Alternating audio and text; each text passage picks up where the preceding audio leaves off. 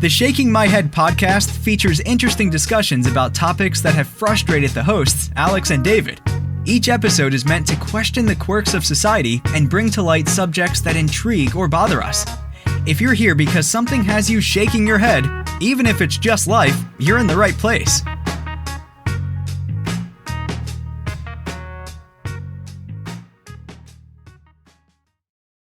You and I, we've lived in Atlanta long enough where we can tell the difference, right? So, like, I would say for me, the last 4 to 5 years has changed a lot. One of the reasons is because Atlanta is a major city, right? One of the cheaper major cities to live in. On top of that, you've got tax credits for the movie industry. So you got a lot of people moving in from LA because that's where they can find their job. If it's a 30% tax credit for any movie that's made, then you're just gonna follow wherever the money is, right? The traffic in Atlanta is so bad now that the range of time that there's so much traffic has actually extended by, I'd say, a minimum of an hour and a half to 2 hours per day.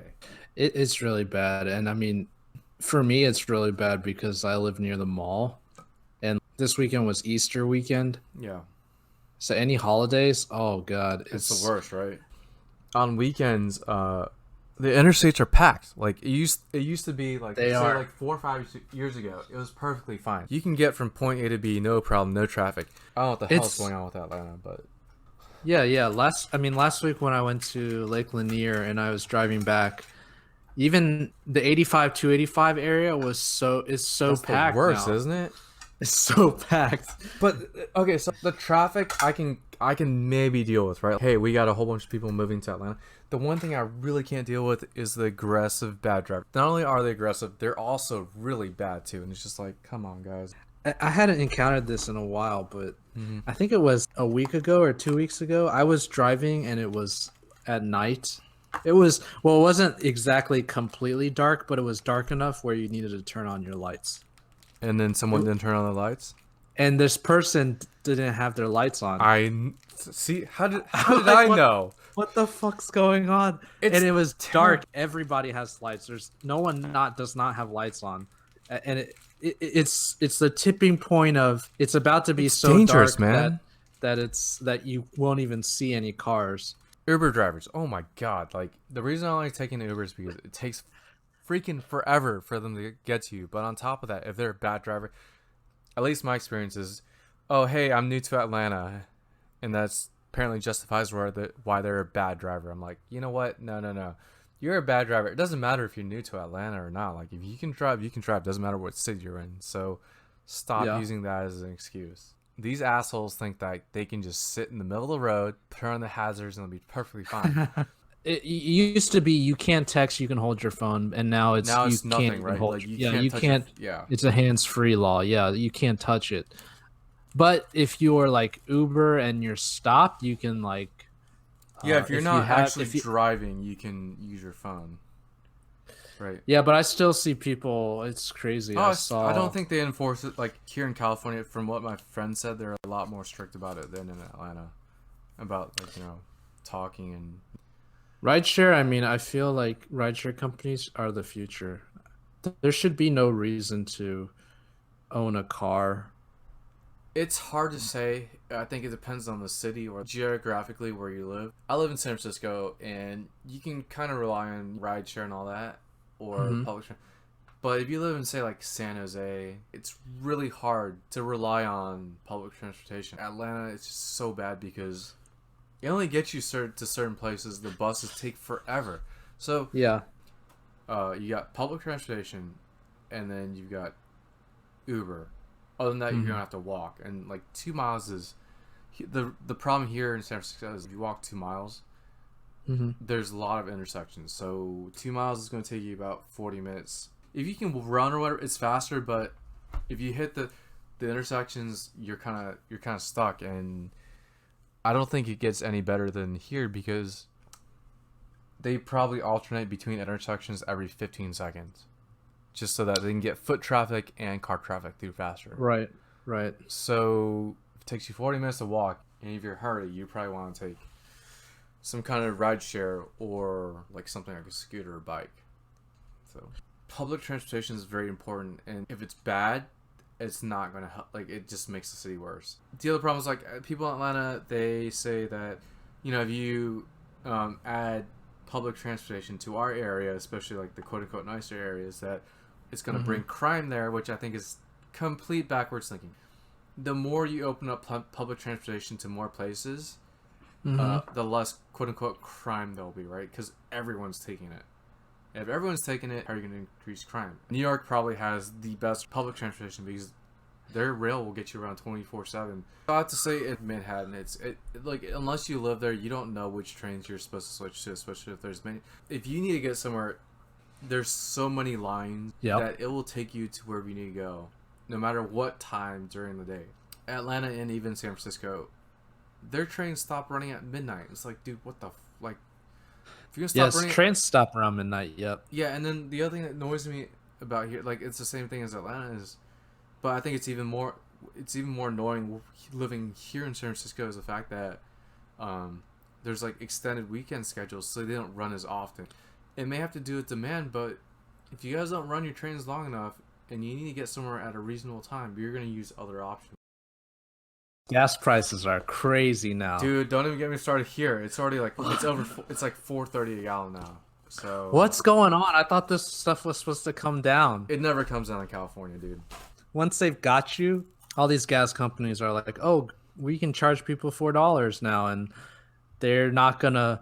We've already grown accustomed to the high prices that there's no reason for them to lower the price. Even if the cost of the gas goes down, they're like, well, you're used to $4. We'll just bank on profits. Gas here was still in the low, maybe like 320s. It's still expensive. This may show our age, but we're in high school. I think a gallon was 60 cents a gallon. Yeah, I remember the days when So I've cheap. seen 69 cents. How to go up like 7 or 8 times in what?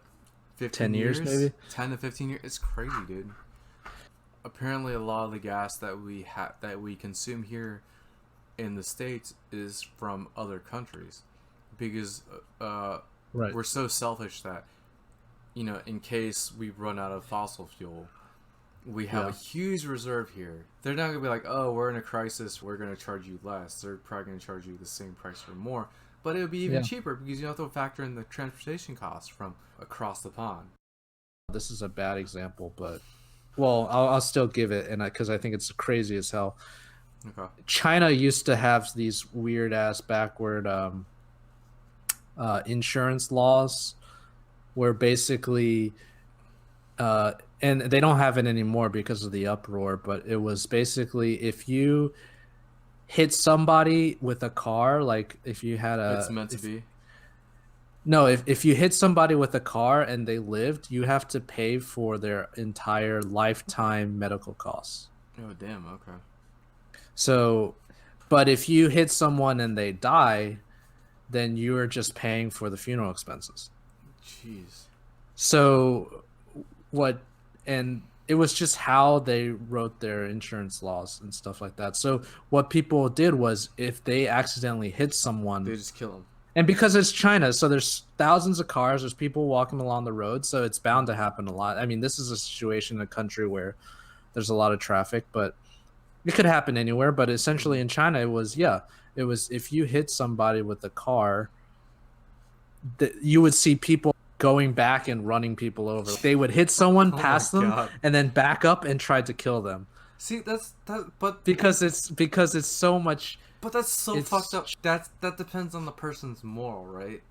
It's either right. You and kill I'm saying someone people's and you pay morals are less. not good because the incentive was literally, oh man, either like if I paralyze someone, the medical expenses could be millions upon millions. Unless it was like captured on camera, no one can prove it. Like people rarely went to jail for that. They were just paying funeral expenses. But they found all this camera footage of people basically like hitting even like little kids on the street. They would just hit them and then go back and run people over. It was crazy. I feel like I've heard this, but one thing is, it comes down to your morals, but also like if insurance companies, for in this example, weren't setting laws like that, then people wouldn't be doing that, right? That's As crazy. a driver, I mean, I can see it happening because on the roads I just see terrible drivers all the time. I just see people who can't even make good decisions in a regular environment. Like people just cutting off, or they don't use their blinkers. Yeah, that's another thing, man. Just fucking turn on your blink. Yeah, you're gonna waste your blinker's gonna go bad at some time. Who gives a fuck? Like, Jesus Christ, it's a $3. I don't even think that's the issue. I think they're just like, I want to turn, and I don't care. Like, I just want to turn. But the thing is, you're just not going to turn and you expect me to know where you're going. Yeah, you go fuck yourself.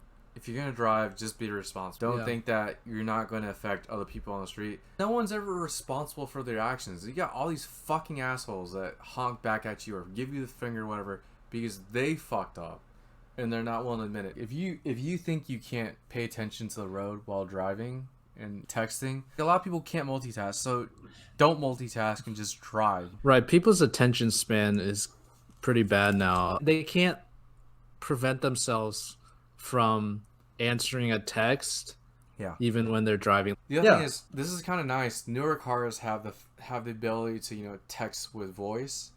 I don't know if your car has it. Mine doesn't, but it's nice to have. I feel like if you have the text to voice. Well, I mean, you could technically just call me, and I answer the calls through my car. That'd be a lot, and that's another thing. No one calls anymore though, so that's another problem, because I was actually having a discussion about this yesterday, because I was at a family's friend's place in San Jose with my sister. We're kind of talking about when is it appropriate to text versus call. A lot of people honk now, I feel, in Atlanta too. I don't know if it's that's like I felt like that's always been a northern thing. But like nowadays, I feel there are a lot of people who honk. I've noticed it more. The use of the horn in Atlanta has grown. So I think you may be right about that. I personally am not a person who honks. I'm very. You see me drive. I'm a grandmother, and I'm very.